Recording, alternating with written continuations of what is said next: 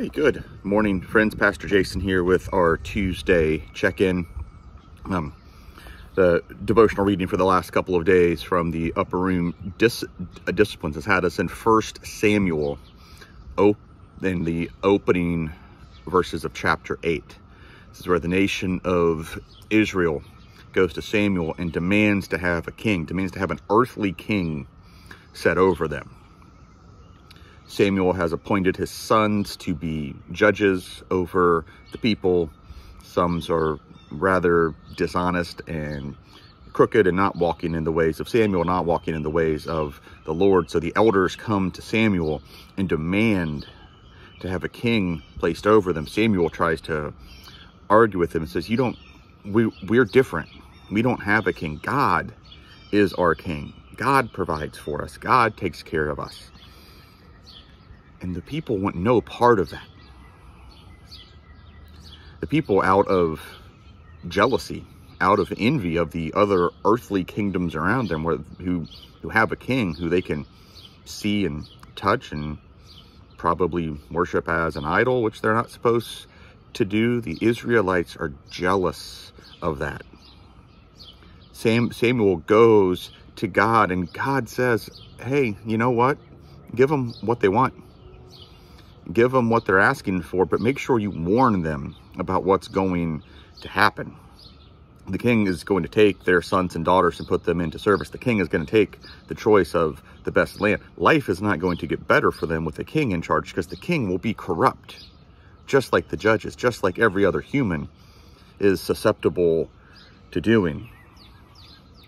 Down at verse 18, so 1 Samuel 1:18, this is Samuel concluding his speech to the elders.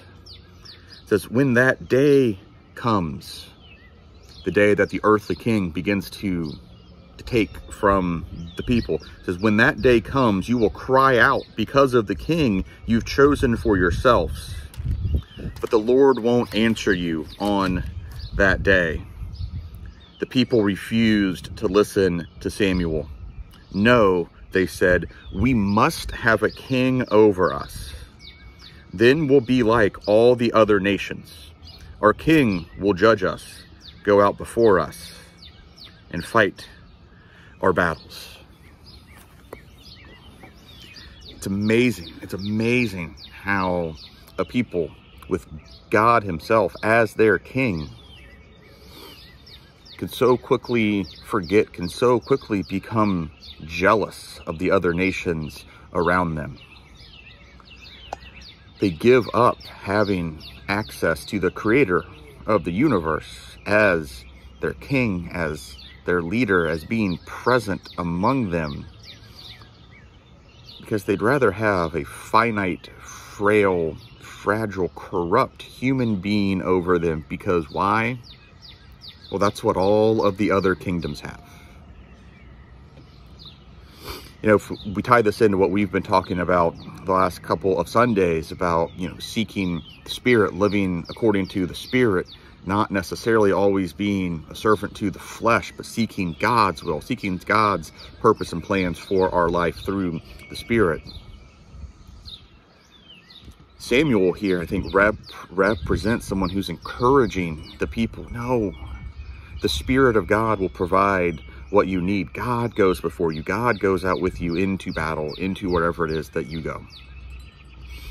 The people represent all of us who are governed by the flesh, who cannot wrap our head around just the vastness of God. So we focus on what we can see and we can control here, and better to have an insufficient, better to have an earthly king that we can understand, that's tangible, who's flawed, and to maybe risk having to wait for God to show up and do what God plans to do.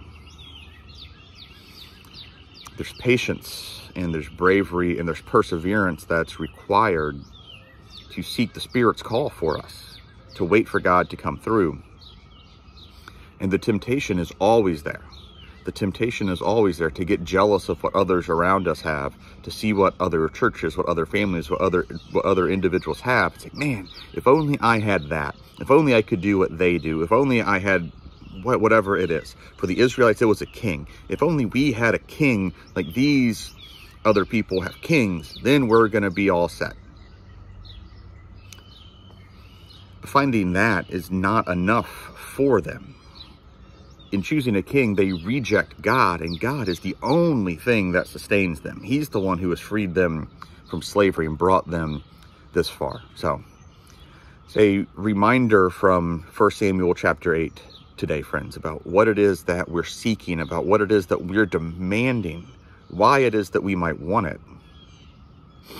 Just another great reminder of how quickly and how easily that we will set our mind to getting just kind of what the flesh desires, just what our earthly bodies desire, and we lose sight of what the Spirit might be trying to do for us and through us, and what God might be trying to do. So, 1 Samuel chapter 8, kind of verses 1 through 20, catch you up on the last couple of days' lessons, friends.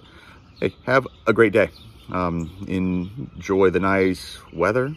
Enjoy the sound of the cicadas. Won't be here for long, and then you got to wait 17 more years. So, hey, may as well take advantage of it today, right? Friends, be safe and be well.